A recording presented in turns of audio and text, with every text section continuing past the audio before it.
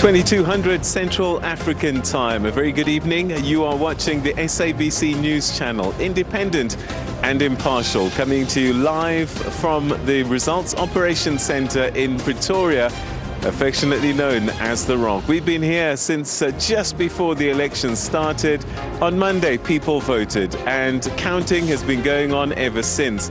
Right now, we're at 91% of the votes counted, and so by and large, the people of South Africa have spoken, and the new councils pretty much are starting to look quite clear. But we'll be exploring all of that with our team of analysts and reporters. And across the country, we've got a number of them. We've got Samkele Maseko, who's going to be chatting to us on the floor here.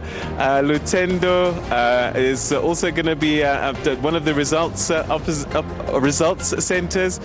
Griselda Lewis is also there. Magala's joining us as well this evening.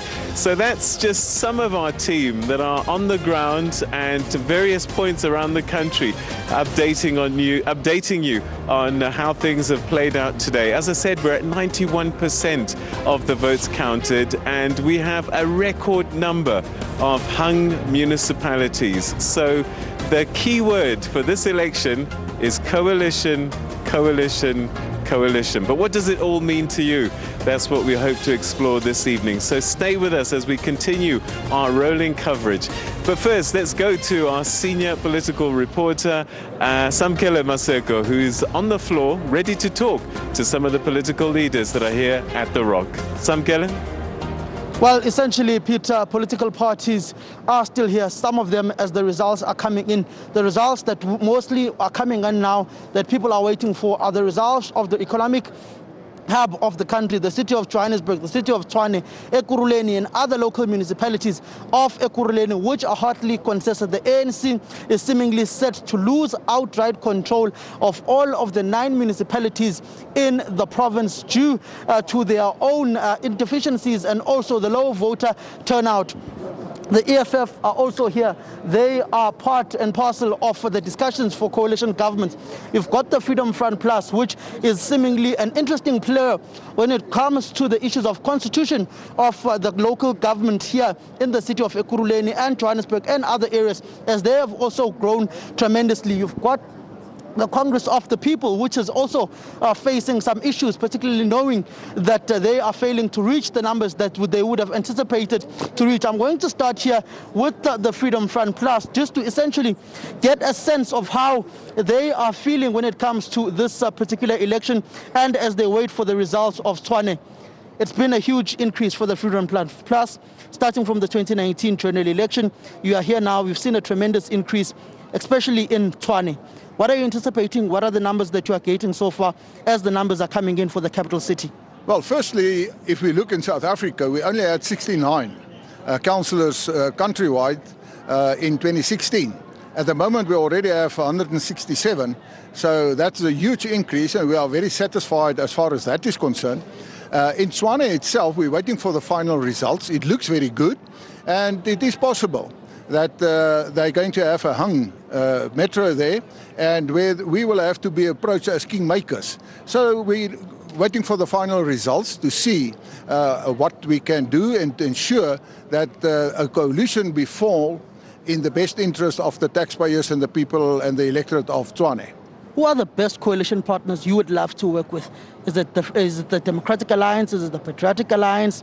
Is it any other political formation, Action SA, the new kid on the block?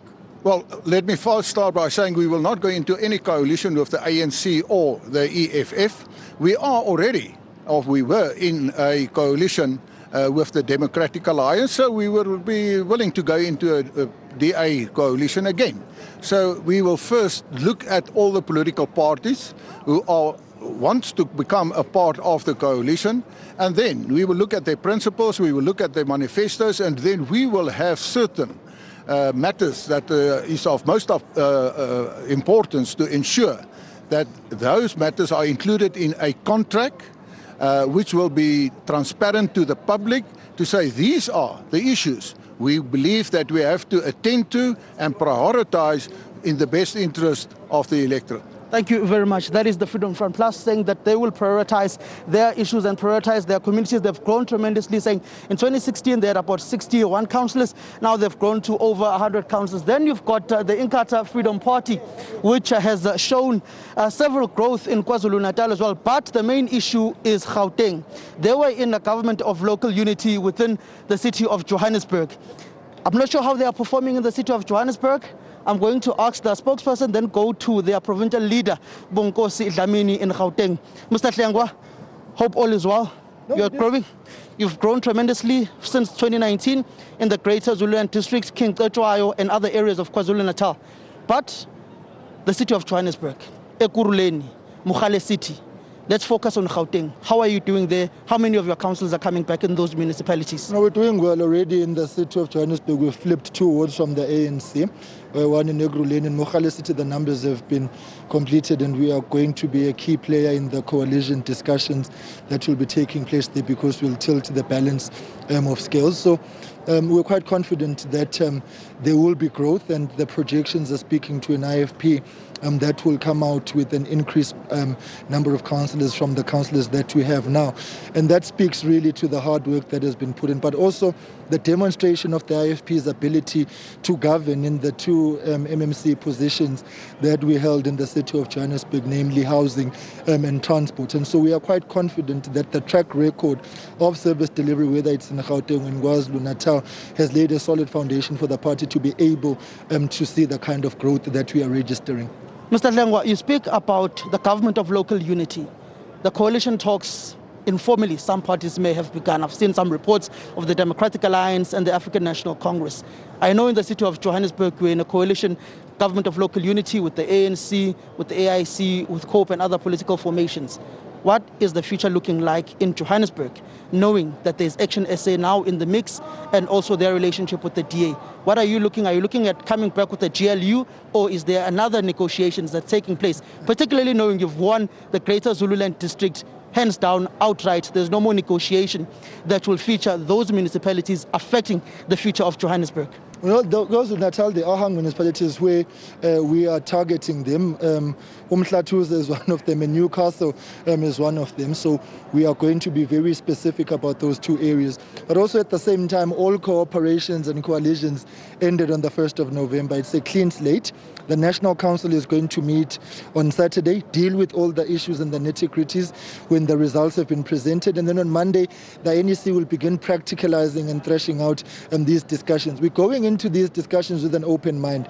And the open mind is driven by the fact that service delivery has to take place. We are duty-bound and obligated as a political party who has been given a mandate through the vote to be part of council, to go and look for partners whom we can strategically work with for the purposes of service delivery. I'm quite certain that we're going to reflect on the arrangements that have been in place, whether it's been the assistance of the EFF and the DA in Zululand or the GLU in Gauteng, as part of our benchmarking exercise and borrow best experience, what worked, what didn't. You'll also recall that we have voted Mr. Mashaba before when he was the mayor of the DA, and so we have got an experience of how he does things and how he looks at things, and there are red flags that we are going to be highlighting about that arrangement. So we'll be very, very objective in the collective interests of development, but we do commit to being transparent with what we will be discussing, and I'm sure in the coming days we'll be having a discussion. What we don't want to do is to preempt the results. Let's allow the counting to run its course and for the final results to be actually declared.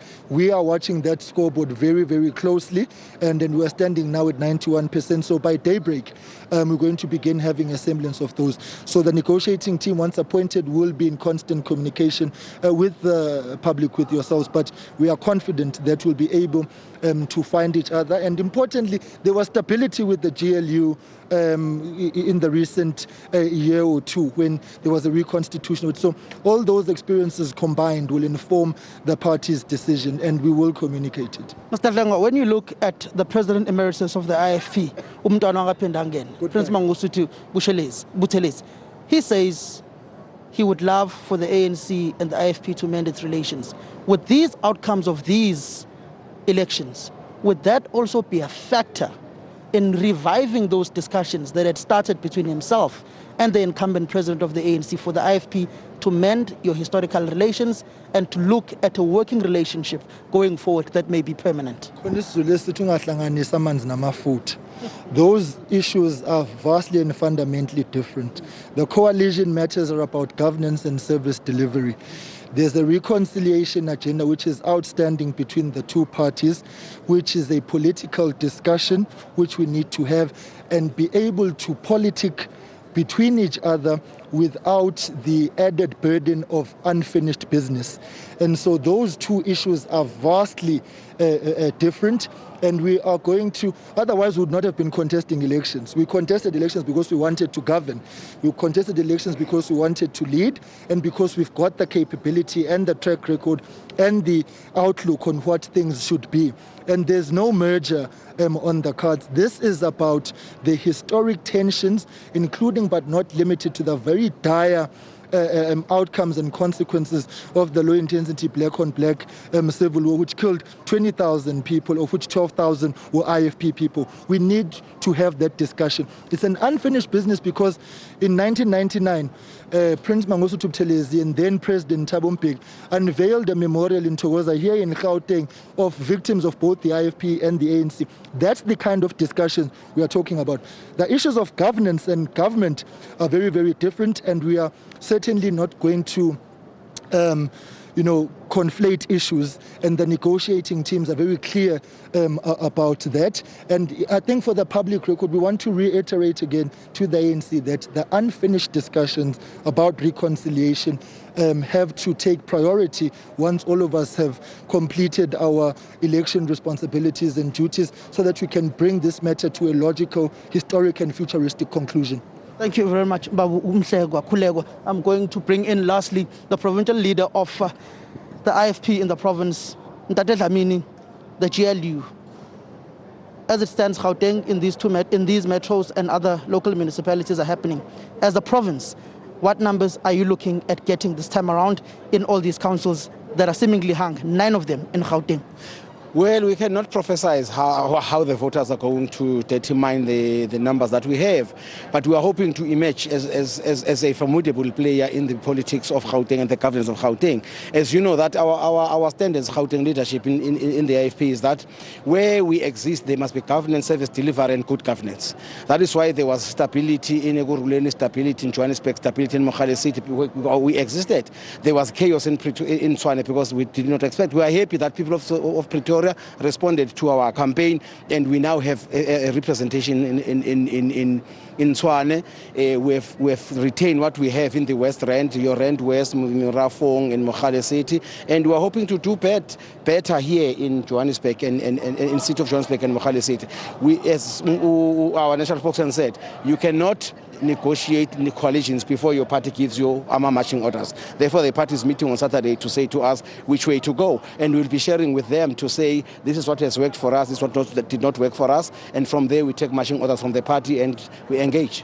Are you willing to work with any other party that is maybe seemingly against your own core values in Gauteng if they were to approach you, particularly knowing your historical relations with the former executive mayor of Johannesburg, Herman Mashaba? From a provincial perspective, are you going to be arguing serious points for or against Action SA's Herman Mashaba? I think that discussion is for the IFP internal politics. I cannot discuss it in the media. Thank you very much, Ntate Dlamini. Babu Mngwangu, one question to you. Iyapi Indlovu? Yeah, Pambi. That was Ntate Mngwangu, who is within the structures of the IFP. You've got other political formations who are deliberating on the futures of these municipalities. Back to you, Peter. Samkele, thank you very, very much indeed. So that's what's happening.